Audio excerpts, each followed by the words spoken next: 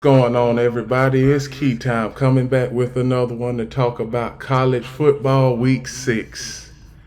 There was a lot of college football week 6 games that were very intriguing. The first one I want to talk about is Oklahoma versus Texas. I picked Texas to win, but it was so much going on in that game. It was a good game. You had Quinn Ewers. He had a good game. You had the Oklahoma quarterback, Dylan Gabriel. He had a good game. Now, it was a lot of penalties in that game on both sides of the football for Texas and Oklahoma. I believe Texas, they had messed up the game because they went for it on fourth down twice, and you could have had 6 points and you could have won the game because you ended up losing by 4. If you kicked those 2 field goals, you would have won by 2. Now Texas, they are number 9 now in the rankings, and Oklahoma is number 6. Oklahoma, I believe that they are the team to beat. Now, not to disrespect Georgia, but Georgia, come on, you played against Kentucky. I mean Kentucky. I mean they ran over my Florida Gators, but I knew y'all was gonna have a tough time running on that Georgia Bulldog defense, and that quarterback was gonna have to throw y'all to victory. I ain't even look at much of the Georgia game because when it was 31-7 at the half, I said Georgia had this game, and they ended up winning 51-13.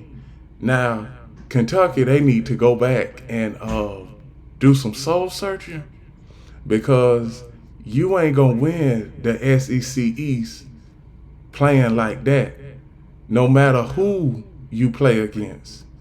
Georgia, they in a league of their own in that SEC East. Florida, I don't know what my Florida Gators gonna do, but we in a work in progress.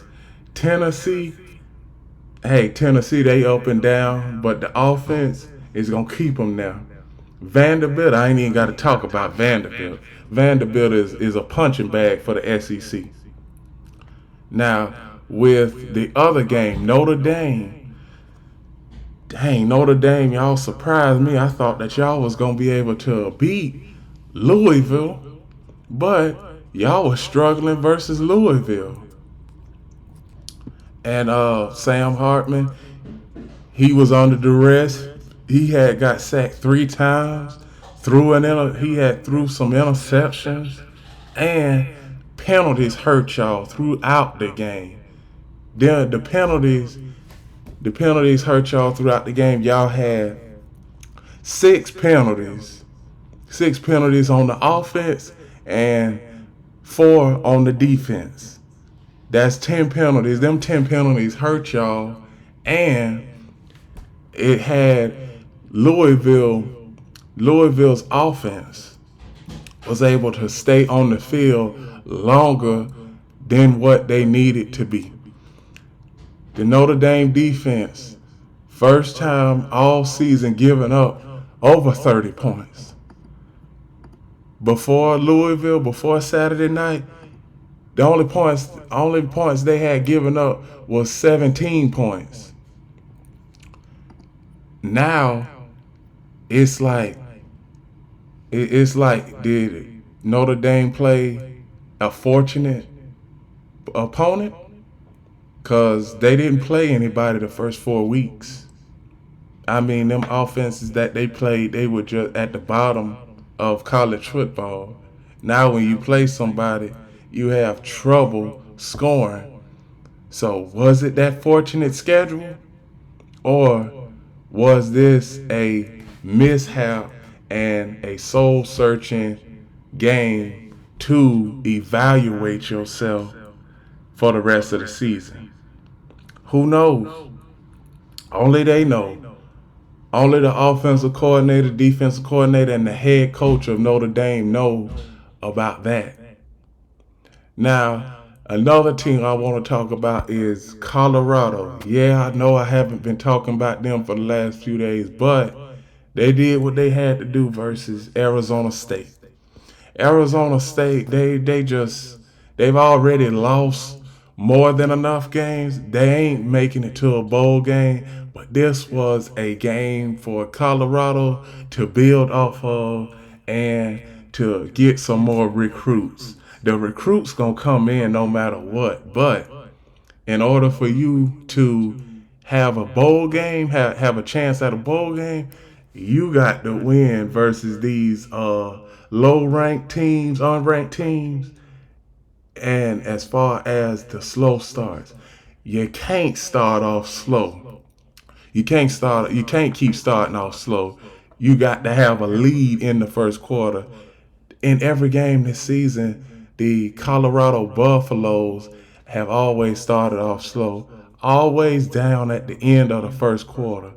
Can't you start off faster? Can you have a 7 point lead, a 10 point lead, like we all know that you can have? I don't see it. The offensive line, you done gave up 25 sacks already in the season, and the season is just half over. I'm just saying, you got to shore up that offensive line. The running game has got to get going. Them corners on the defense, they got to be better. They played like hot garbage, like Dion said. Everybody across the board was playing like hot garbage. I don't know what is it gonna take for y'all to have faster starts, to be up by 7 or 14 points in a game and keep the lead, because y'all was close to losing versus Arizona State, and that wouldn't have looked good for y'all recruits. That wouldn't have looked good for Dion to lose 3 straight games. You would have been out of bowl contention. Now, what I see from Colorado after that win is a team that has building blocks. The running game need to improve.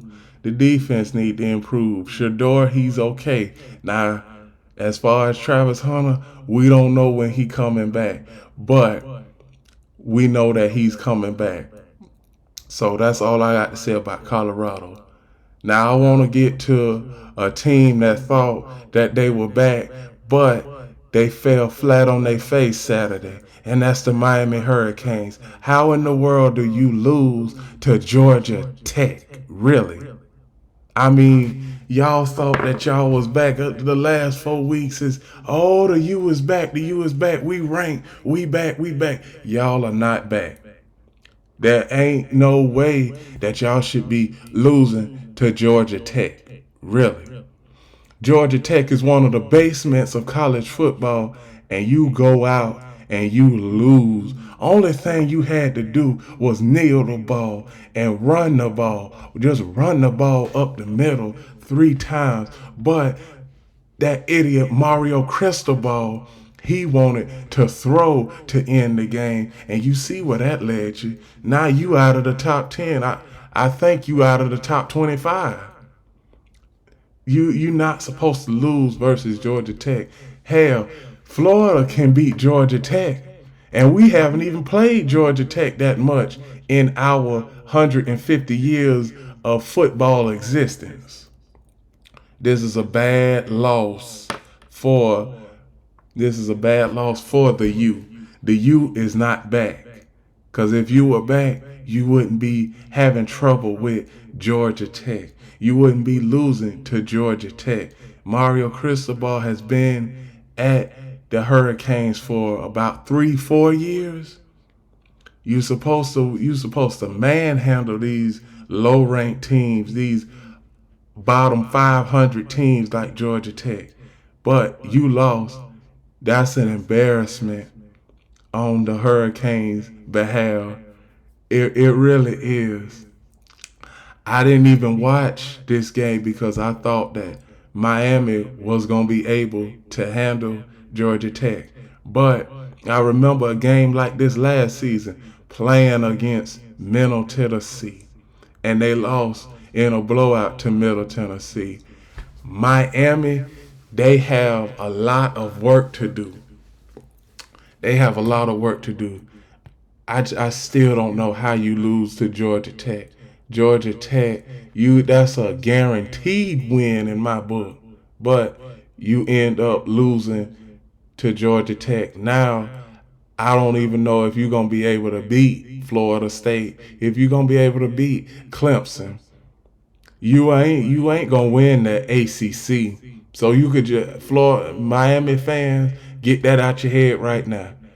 You ain't gonna win the ACC. You still got Florida State to worry about, Clemson to worry about, Duke to worry about, Louisville to worry about. So that's gonna be too much for y'all. So y'all will win a bowl. Y'all might get to a bowl game. I'm not even sure that y'all can win a bowl game after what happened Saturday night without me just looking at the game. Without me looking at the game. That did Mario Cristobal, I don't know what to tell you. That offensive coordinator for Miami, what was you thinking about? That defensive coordinator for the Hurricanes, where was the defense at? You shouldn't be struggling with Georgia Tech. I don't care how bad you are. You a top 25 team. You supposed to sweep the floor with Georgia Tech. It's supposed to be over by halftime, and you end up losing to Georgia Tech. That is an embarrassment for the Miami Hurricanes. It really is. It really is. And another team I want to talk about, my final team, USC. I keep on telling y'all that defense for USC, that is their downfall. USC ain't winning the national championship, ain't getting to the college football playoff. I don't even think that they can win a bowl game because Caleb Williams, he gonna have to do too much. I mean, that defense. When has the Pac-12 ever been known for defense? I'm gonna go back to what I've been saying. Outside of the Nebraska Cornhuskers in the 1980s, when has the Pac-12 been known for defense? Because USC don't have no defense. They don't. You done gave up. Let me see these stats right here. You gave up 30 points to San Jose State. You gave up 41 points to Colorado. You gave up another 41 points to Arizona. And you gave up 28 points to Arizona State. That ain't no defense right there. The offense has to almost play perfect. They almost have to average 50 points in order to win. Because you're winning in shootouts. You lucky that you won versus Arizona State and Arizona. You lucky. So I think that USC, they offense is going to have to carry that entire team. Caleb Williams, he is going to have to do a lot. But if they do get into the college football playoff, which I don't think that's going to happen, they going to lose because you need a defense and you don't have no defense. You never had a defense. Lincoln Riley, he don't focus on defense. He focuses on offense. That's always been his criteria, is on the offense. He always has said the offense will get you there. But that defense, the defense is going to get you there. Offense, it's going to get you to the championship. But the defense is going to get you to win the championship. And they don't have a defense. That's why I don't have them winning the championship or making the college football playoff. And that is my reaction video for college football week 6. Please like, comment, share, subscribe, and remember the key is always on time.